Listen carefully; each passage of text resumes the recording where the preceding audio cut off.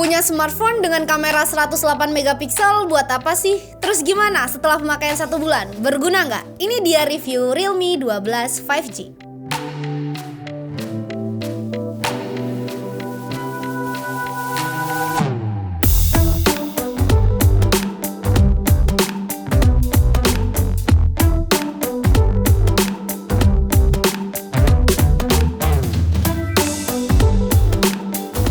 Oke, jadi nih smartphone yang lagi gue pegang Realme 12 5G. Udah hampir sebulan sih gue pakai. Experience-nya gimana? Dan kamera belakangnya lihat segede ini punya resolusi 108 megapiksel yang sebenarnya buat apa sih?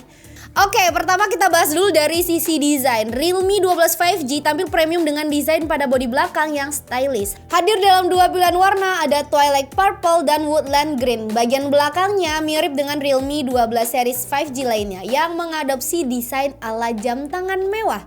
Yang lagi gue pegang ini adalah yang Twilight Purple. Kalau dilihat dengan kasat mata, ini HP bagian belakangnya punya warna yang glossy yang bikin kesan elegan. Dan ditambah dengan kamera yang gede banget, ini ngikutin seri sebelumnya yang 11. Nah, tapi bedanya Realme 12 5G bodi belakangnya memiliki lapisan berbahan polikarbonat. Oh ya, untuk bodinya ini mengotak ya, berbeda dengan seri sebelumnya yang rounder.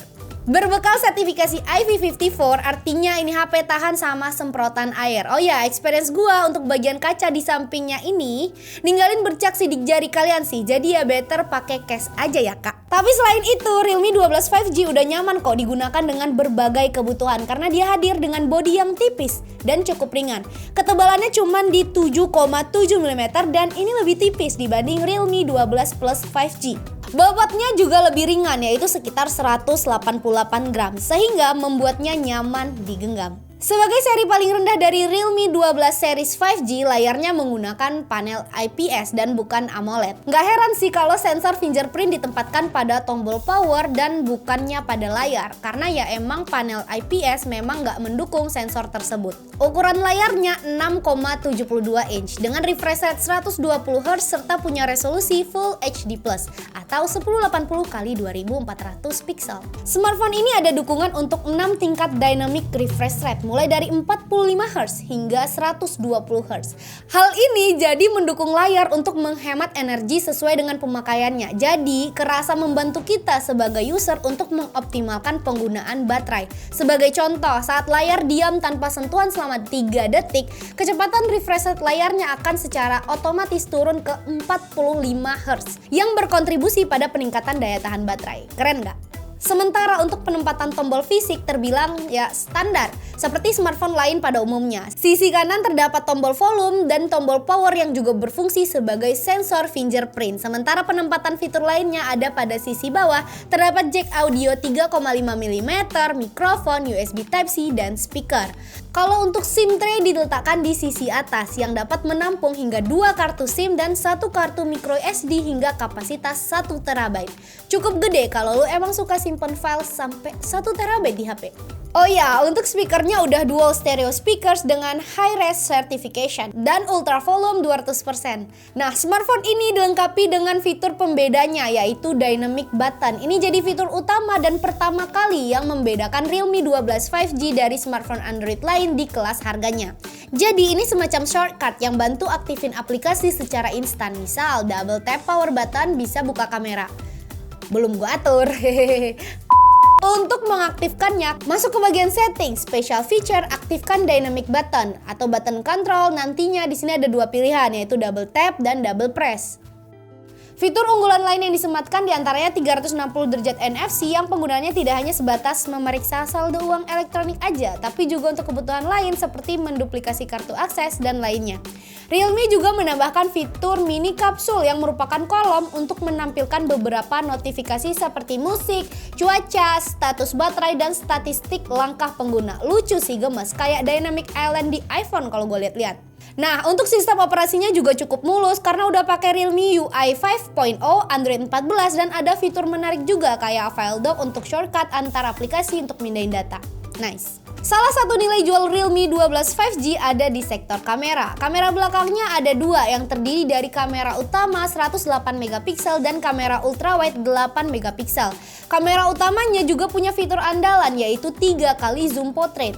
Resolusi 108 megapiksel ini jadi bikin hasil foto terlihat tajam dengan ukuran mencapai 12.000 kali 9.000 piksel. Lo juga bisa melakukan foto cropping dengan hasil yang tetap baik. Bikin hasil foto yang proper jadi cocok kalau mau dicetak dalam ukuran besar dan nggak pecah-pecah meski diperbesar.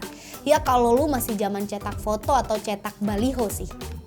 Sementara itu, fitur 3 kali zoom portrait juga bisa kasih foto potret dengan tetap detail dan efek bokeh yang rapi meski dilakukan pembesaran hingga 3 kali. Selain kamera utama, terdapat kamera kedua berupa lensa depth dengan resolusi 2 megapiksel. Memang hal ini dirasa agak nanggung karena beberapa pengguna khususnya gue lebih menyukai pilihan lensa ultrawide ketimbang depth. Itulah. Lu tau lah kenapa, karena gue Gen Z, sedangkan kamera depan untuk selfie memiliki resolusi 8 megapiksel.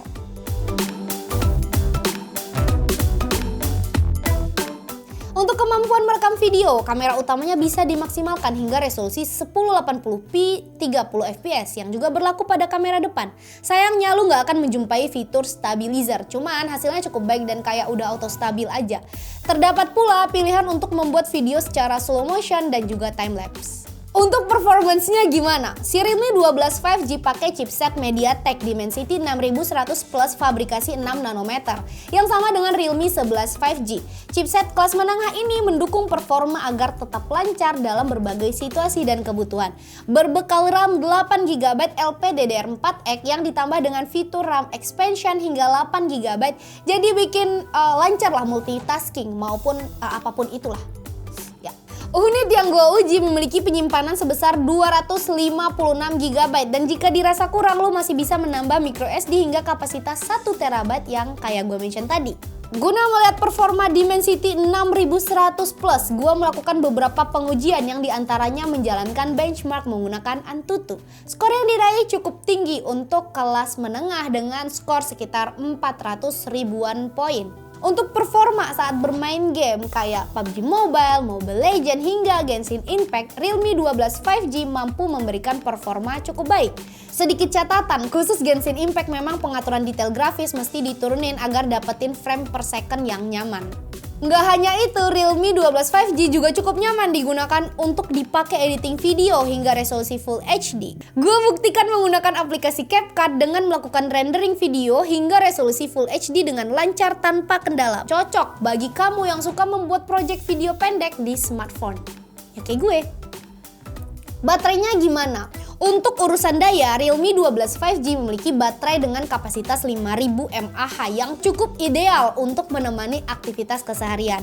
Guna melihat daya tahannya, pengujian kami lakukan menggunakan PC Mark IV Android dengan skenario Work 2.0 baterai life. Pada pengujian ini, baterai mampu bertahan hingga 14 jam 12 menit. Kalau sehari-hari biasanya gue kan cuma pakai untuk kerja dikit, cekrek-cekrek, scroll sosmed, bikin challenge tik, nonton YouTube Coki Pop, sesekali gaming, main Mobile Legends masih bisa tahan sampai malam, sisa 20%-an. Lumayan banget kan?